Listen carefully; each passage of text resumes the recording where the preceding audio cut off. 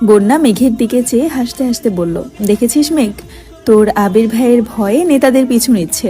পুনরায় মিনহাজকে উদ্দেশ্য করে বলল, নিজের নাই 2 আনা, ক্ষমতা আবার ভাব দেখায় 16 আনার। সেদিন যেভাবে বলেছিলি ভাই ব্রাদার্সের পাওয়ার দেখাবি, তখন তো ভেবেছিলাম তোদের এলাকার ভাইদের কথা বলছিস। মেঘ মৃদু হেসে বলল, এজন্যই বলি আমার আবির ভাই সবার সেরা। তোদের মতো 8-10 জনকে পেটানো আমার আবির ভাইয়ের কাছে জাস্ট 5 মিনিটের ব্যাপার। ওনার কাউকে প্রয়োজন নেই, একাই 199 জনের সমান। তামিম উদ্বিগ্ন কণ্ঠে বলল, 199 জনের সমান কিভাবে হয়? হলে 100 জনের সমান হবে। আমার আবির ভাই একটু ব্যতিক্রম, তাই 199 জনের সমান। এটা কেমন লজিক? এটা আমার লজিক, তোরা বুঝবি না। মিনহাজ তপ্ত স্বরে বলল, শোন, কথায় কথায় আমার আবির ভাই করিস না তো, কানে খুব লাগে। তোর কানে লাগে, এটা তোর কানের সমস্যা। তাড়াতাড়ি ডাক্তার দেখা গিয়ে। আমি আমার আবির ভাইকে নিয়ে বলবই, আমার আবির ভাই, আমার আবির ভাই, আমার আবির ভাই। মিনহাজের মেজাজ খারাপ হচ্ছে, তবুও শান্ত থাকার চেষ্টা করছে। মিনহাজ রাগে অন্যদিকে তাকিয়েছে। হঠাৎ মেয়েদের দিকে চেয়ে বলল, এই সাইড দে, ভাইরা আসতেছে। বন্যা, মেঘ, তামিম সাইড হয়ে দাঁড়িয়েছে। প্রায় 15-20 জন ছেলে হেঁটে আসছে। রাস্তার পাশে দাঁড়িয়ে থাকা জুনিয়রদের সালাম দেখেই তাদের অবস্থান বোঝা যাচ্ছে। মেঘদের কাছে আসতেই মিনহাজ সুন্দর করে সালাম দিল। সামনের দিকে গম্ভীর চেহারায় একজন চোখ দিয়ে একটু ইশারা করলো। সালাম গ্রহণ করেছে এটাই বুঝালো। ওনারা পাশ কেটে যেতেই মেঘ বলল, কিরে, তোর ভাই তো সালামের উত্তরটাও দিল না। মিনহাজ বিরক্তি ভরা কণ্ঠে বলল, ওনারা কি এত মানুষের সালামের উত্তর দেওয়ার সময় আছে নাকি? 2 মিনিট পরেই কিছুটা দূর থেকে হৈ হুল্লোড় শব্দ ভেসে আসছে। মেয়েরা পিছন ফিরে তাকাতেই দেখে ছেলেগুলো কাকে ঘিরে কথাবার্তা বলছে। কাকে ঘিরে আছে তা দেখা যাচ্ছে না। কৌতূহল বশতই মেঘ, বন্যা, মিনহাজ, তামিম সবাই সেদিকে তাকিয়ে আছে। কয়েকজন একটু সরতেই বাইকটা সাইড করে হেলমেট খুলল। মেঘ উত্তেজিত কণ্ঠে চেঁচিয়ে উঠল, আবির ভাই! বাইকটা দেখেই পরিচিত লাগছিল, কিন্তু শিওর ছিল না। হেলমেট খুলতেই মেঘের চোখ কপালে উঠে গেছে। বিস্ময়ে চোখে তাকিয়ে আছে। বুকের ভেতর হৃৎপিণ্ডটা পিটপিট করছে। মেঘ ভার্সিটিতে ভর্তি হওয়ার পর থেকেই আবির মেঘকে নিতে বা দিতে আসলে মেইন গেটের কাছেই নামিয়ে দেয়, কখনো ভিতরে আসে না। আজই প্রথম আবির ভেতরে এসেছে। মেঘের সাথে সাথে মিনহাজ, তামিম, বন্যাও বেশ অবাক হয়েছে। আবির বাইক থেকে নামতেই সভাপতি, সহসভাপতি, যুগ্ম সম্পাদক, আহ্বায়ক, সাধারণ সম্পাদক একে একে সবাই আবিরকে জড়িয়ে ধরেছে। আবিরও স্নেহের সহিত সবাইকে জড়িয়ে ধরেছে। মেঘ, বন্যা সহ বাকিরাও কিছুটা এগিয়ে গেল। কি হচ্ছে কিছুই বুঝতে পারছে না। মেঘ বারবার চোখ কচলাচ্ছে। আবির ভাইয়ের ভার্সিটিতে কেউ পরিচিত আছে, এটা মেঘ জানতই না, তাও আবার রাজনৈতিক ছেলেপেলের সাথে। রাগী গম্ভীর স্বভাবের ছেলেটা হাসি মুখে বলল, থ্যাঙ্কস ভাইয়া, তুমি আমাদের কথা মেনে এত ব্যস্ততার মধ্যেও এসেছো, এটাই অনেক। আমরা তো ভেবেছিলাম তুমি হয়তো আসবেই না। তোরা যে এত বছর পরও আমায় স্মরণ করেছিস, সেই অনেক বড় ব্যাপার। তোমাকে কি ভোলা সম্ভব? কলেজের হিরো ছিলা তুমি, স্যারদের চোখের মণি, সেই সাথে পুরো কলেজের মেয়েদের ক্রাশ বয়। শেষ লাইনটা কানে যেতেই মেঘ সাপের মতো ফোঁস করে উঠল। সূক্ষ্ম দৃষ্টিতে তাকায় আবিরের দিকে। আবির ভাইয়ের আশেপাশে 2-1টা মেয়ের নামই সহ্য করতে পারে না। সেই আবির ভাই নাকি কলেজের সব মেয়ের ক্রাশ ছিল। আল্লাহ জানে কত মেয়ের প্রেমে প্রপোজাল দিয়েছিল আর কত মেয়ের সাথে প্রেম করে বেরিয়েছে। মেঘ নিজের কপাল নিজেই চাপড়ে বিড়বিড় করে বলল, মেঘ রে, তুই শেষ। হাজারো মেয়ের ক্রাশ উনি, সেখানে তুই কে? তোর দিকে কোনো ছেলে ফিরেও তাকায় না। ক্রাশ তো বহু দূরের বিষয়, তুই আবার আবির ভাইকে চাস? ছি, লজ্জা লাগে না? আবির ভাই যে বোন হওয়ার সুবাদে তোর সাথে 2-1টা কথা বলে, সেই তোর কপাল। বন্যা মেঘের দিকে তাকিয়ে প্রশ্ন করলো, কি বিড়বিড় করছিস? মেঘের চোয়াল হঠাৎ ঝুলে পড়ল। মনের ঘর মেঘাচ্ছন্ন হয়ে গেছে। শক্ত কণ্ঠে বলল, কিছু না। আবির ছেলেটার হাতের চাপড় মেরে বলে, বাজে কথা বাদ দে। হঠাৎ আমায় স্মরণ করার কারণ কি? আরেকজন বলে উঠল, তুমি আমাদের স্পেশাল গেস্ট, তাই স্মরণ করেছি। অবশ্য তোমায় মালা দিয়ে বরণ করা উচিত ছিল। আচ্ছা, সমস্যা নেই, প্রোগ্রামের দিন অবশ্যই মালা দিব। আবির উদ্বিগ্ন কণ্ঠে বলল, এই থাম থাম, আমায় বরণ করবি মানে? আমি কে? তুমি আমাদের শ্রদ্ধেয় বড় ভাই, যার জন্য আমরা আজ এই অবস্থানে। আমার জন্য না, বরং তোরা নিজের অবস্থানে নিজেই তৈরি করেছিস। যখন পথভ্রষ্ট হয়ে গিয়েছিলাম তখন রাস্তা তো তুমিই দেখিয়ে দিয়েছিলে। আচ্ছা বুঝলাম, কিন্তু প্রোগ্রামটা কিসের?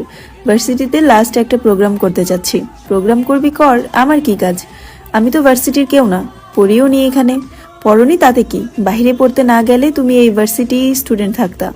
এখন কথা হলো, ভার্সিটির পাশাপাশি আমরা আমাদের কলেজের স্যার ম্যামদের ইনভাইট করতে চাচ্ছি, আর ইনভাইট তুমি করবা। তাছাড়া তোমাদের মতো সাকসেসফুল কিছু ব্যক্তিবর্গদের ও ইনভাইট করা হবে। তোমরা তোমাদের সুদর্শন চেহারা দেখিয়ে জুনিয়রদের সঠিক পথ দেখাবা।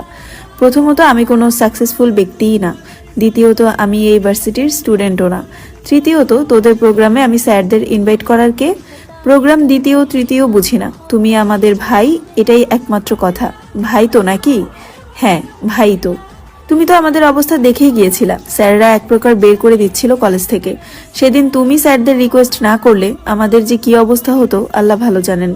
তুমি চলে যাওয়ার পর আমরা যতদিন কলেজে ছিলাম এমন একটা দিনও যায়নি যে স্যাররা আমাদের সামনে আসলে তোমার নাম নেয়নি। তুমি না বললে আমাদের বের করে দিত। আরো কত কথা, সেসব এখন অতীত। তোমার কথা মতো পড়াশোনা করে আমাদের 12টা বন্ধুর মধ্যে 9 জনই ডিইউতে চান্স পেয়েছে, বাকিরাও ভালো অবস্থানে আছে। তোমার সাথে যোগাযোগ করার চেষ্টা করেছি কিন্তু তুমি নেটওয়ার্কের বাইরে ছিলা। কিছুদিন আগে হঠাৎই একদিন তোমাকে একটা মেয়ের সঙ্গে দেখলাম, ডাকার সুযোগ ছিল না। অনেক খোঁজ নিয়ে জানতে পেরেছি তুমি তানবীরের ভাই। তারপর তানবীরের থেকে ফেসবুক আইডি নিলাম। আমার বা আমাদের জীবনের গল্পে তুমি অন্যরকম ভূমিকা পালন করেছো, যার ঋণ কোনো দিন দিয়ে শেষ করতে পারবো না। তাই তোমার প্রোগ্রামে আসতেই হবে। বাবা গো, তোরা যেভাবে আমার প্রশংসা করছিস, আমার বাপেও আজ পর্যন্ত এত প্রশংসা করেনি। তুমি যে কি চিজ, তোমার বাপে হয়তো বুঝেই নাই। আবির মৃদু হাসলো। আরেকজন বলে উঠলো, ভাইয়া জানো, একই শহরে থেকেও গত 5 বছর যাবৎ কোনোদিন কলেজে পা দেইনি। স্যারদের দেখে মুখ লুকিয়ে চলেছি। এখন তো ভার্সিটির লাইফ, দুদিন পর কে কোথায় থাকবো তা জানা নেই। তাই প্রোগ্রামটা করতে চাচ্ছিলাম। ভার্সিটির স্যারদের সঙ্গে কথা বলেছি, ওনাদের আপত্তি নেই। এখন তুমি আমাদের সাথে যাবে, আমাদের পক্ষ থেকে কলেজের স্যারদের একটু বলবা। আমরা বললে যদি না আসে, তুমি বললে নিশ্চয়ই রাজি হবেন। আবির রুষ্ট স্বরে বলল, সবই করে দিব, প্রয়োজনে প্রোগ্রামেও আসবো, কিন্তু গেস্ট হিসেবে নয়, সাধারণ মানুষ আর তোদের ভাইয়া হিসেবে। যদি কোনো প্রকার মালা দিয়ে বরণ বা আমায় নিয়ে 500 শব্দের ভাষণ শুরু করিস, তাহলে এক একটাকে স্টেজে ফেলে পেটাবো বলে রাখলাম। তাই বলে আমাদের জীবনের গল্প নায়কের প্রশংসা করব না? না করবি না, আমি শুধু তোদের পথ দেখিয়েছি, বাকি সব তোরা করেছিস। তোদের সাকসেস, তোদের এতে আমার কোনো হাত নেই। তোরা যে আমার কথা মেনে রেখেছিস এতেই শুক্রিয়া। এমনও মানুষ আছে যাদের জীবন দিয়ে দিলেও তারা সেসব ভুলে যায়। দোয়া করি জীবনে সাকসেসফুল হ। দেখো তো, তোমায় রাস্তায় দাঁড় করিয়েই জীবন ইতিহাস শুরু করে দিয়েছি। চলো ভেতরে চলো। ভেতরে আর যাব না, কথা তো হলোই। আমার নাম্বার রাখ, কবে কলেজে যাবি জানাইস। অফিসে কাজ ফেলে এসেছি, একদিন কাজ একটু কম করলে কিছু হবে না। কত বছর পর তোমাকে পেয়েছি, আড্ডা না দিয়ে ছাড়ছি না। চলো চলো। আবির ঘুরতেই মেঘদের দেখতে পায়। কিছুটা দূরেই দাঁড়িয়েছিল ওরা। আবির পিছন ফিরে থাকায় আগে দেখতে পায়নি। মেঘ আশ্চর্য নয়নে তাকিয়ে আছে। ওদের সব কথোপকথনই মেঘ মনোযোগ সহকারে শুনেছে। বুঝতে বাকি নেই ওদের পড়াশোনাতে আবির ভাইয়ের অবদান অনেকখানি। তবে সেই ছেলেগুলোর কি হয়েছিল তা শোনার বেশ আগ্রহ জাগছে মেঘের মনে। আবির কিছুটা এগিয়ে এসে মেঘের মুখোমুখি দাঁড়ালো, ছোট্ট করে শুধালো, ক্লাস শেষ? আবিরের কণ্ঠে মেঘ হকচকিয়ে তাকালো, মনোযোগ ছিল অন্য কোথাও। উপর নিচ মাথা নেড়ে বলল, শেষ। কিন্তু আপনি এখানে কেন? মেঘ সব কথা শুনেও না শোনার মতো প্রশ্নটা করেছে। আবির চোখের ইশারায় ছেলেগুলোকে দেখিয়ে বলল, ওদের সঙ্গে দেখা করতে এসেছিলাম। ছেলেগুলো এগিয়ে গেছে। আবিরকে না পেয়ে পিছন ফিরে তাকাতেই মেঘকে দেখলো। দুকদম এগিয়ে এসে বলল, ওনাকেই দেখেছিলাম তোমার সাথে। উনি কে ভাইয়া? তোমার? আবির তার আগেই বলল, আমার কাজিন। তোরা যা, আমি আসছি। ছেলেগুলো এগিয়ে যাচ্ছে। আবির মেঘকে উদ্দেশ্য করে গলায় তেজ এনে বলল, আড্ডা দেওয়া শেষ হলে বাসায় যা, গাড়ি অপেক্ষা করছে। মিনহাজ আর তামিমকে দেখেও না দেখার মতো করে চলে যাচ্ছে। মেঘ পিছন থেকে ডেকে বলল, আমি আপনার সঙ্গে যাব। অনেকদিন হলো আবিরের বাইকে উঠে না। রাগারাগি মান অভিমানে ঠিকমতো কথা বলেনি। বাইকে ওঠা তো দূরের বিষয়, আজ মেঘের খুব ইচ্ছে করছে আবির ভাইয়ের সাথে বাইকে ঘুরবে। তাছাড়া ফুপ্পির জন্য মনটা ছটফট করছে। সে প্ল্যান করেছে ফুপ্পিকে দেখে একেবারে বাসায় ফিরবে। আবির 2 আঙুলে ইশারা দিতেই মেঘ আবিরের কাছে এগিয়ে গেল। আবির প্রখর তপ্ত স্বরে বলল, আমি না আসলে কি করতি? মিনহাজ আর তামিমের প্রতি ক্রোধ চেপে রাখতে পারছে না। ওদের দিকে তাকালেই অঘটন ঘটতে পারে, তাই তাকাচ্ছে না। মেঘ স্বাভাবিক কণ্ঠে উত্তর দিল, আপনি না আসলে গাড়িতে যেতাম, আপনি এসেছেন তাই বাইকে যাব। আমি তোকে নিতে আসিনি, অন্য কাজে এসেছি। মেঘ জেদ দেখিয়ে বলল, আমি এত কিছু জানি না, আপনি আমায় নিয়ে যাবেন এটাই শেষ কথা। মেঘের জেদের কাছে আবিরের সুপ্ত ক্রোধ হার মানতে বাধ্য হয়েছে। আবির ক্ষীণ হাসল। মেঘ জেদ দেখিয়ে কথা বললে ওর নাক ফুলে যায়, গাল দুইটা লাল টকটকে হয়ে যায়, দুধের আলতা চেহারায় রক্তবর্ণের ছাপ ভেসে ওঠে, গলার দুপাশে 2টা রগ ফুলে ওঠে। মেঘকে এভাবে দেখলে আবিরের উদ্বেলিত হৃদয়ের কম্পন তীব্র হয়ে ওঠে।